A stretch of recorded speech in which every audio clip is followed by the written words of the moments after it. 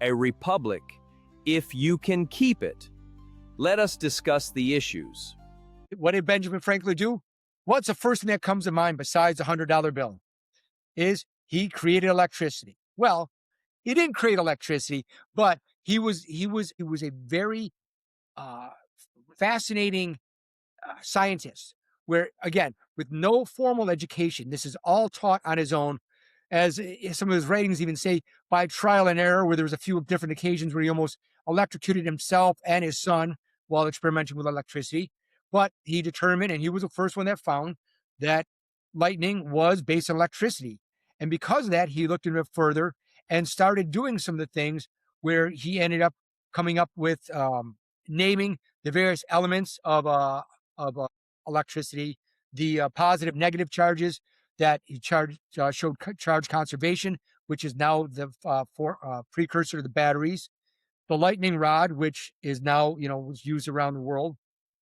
Some of the things that he also did was that he was just that he kept looking and searching for different things, and that he invented. I mean, some of the things that going down a quick list again, because there's so much talking about these.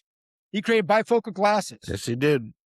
That he also created for everybody that wears a watch and keeps their steps. He created the first odometer to keep the number of steps and the distance traveled while he was running his postal route. That nurses out there, you're all going to hate this. Urinary catheter. Welcome, Ben Franklin, for creating a urinary catheter. He charted the Gulf Stream that to improve transatlantic travel. That he created the long arm for retrieving books. So all the grandparents that are up there now using that thing to get their cans and everything off the top shelves. Thank Benjamin Franklin. That he ended up, even though with no formal education, ended up getting honorary degrees from Harvard, Yale, Oxford, and a fellowship in the Royal Society. Now, these are things that people nowadays aspire to, and he achieved them, again, with no formal education. All these things that he did just by being curious. As was it Ted Lasso?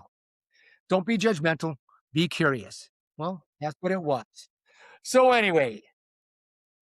So you got to get a Ted Lasso reference in reference, and that's great. Here's a guy, and I can't take credit for it. I think it was, and I was telling Lou off camera, there was a Benjamin Franklin piece that was done, I think, for Prager University. I think it was Dinesh D'Souza who was narrating it. But what I remember of that in particular was that they made the point that Benjamin Franklin stood for what, at least in retrospect, he was the guy that Americans started to be once we broke free. We were the ones who were curious. We were the ones who would take the bull by the horns and, well, I don't understand that. Let's figure it out. Let's do it. Let's do this. Let's try that. Let's do this. Here's a guy who did everything from creating a different kind of stove to dealing with streetlights to bifocals to catheters he was curious, and he would try to invent everything. Not only that, but he understood the printing world. He understood the mechanics of, he did all the stuff with candle making. He did all the stuff with his hands. And everyone thinks of, well, I shouldn't say that. I think the first gist, or the people think of Benjamin Franklin as this very suave, sophisticated guy who's the ambassador, who likes, talk and learned. He barely got into high school before he had to stop.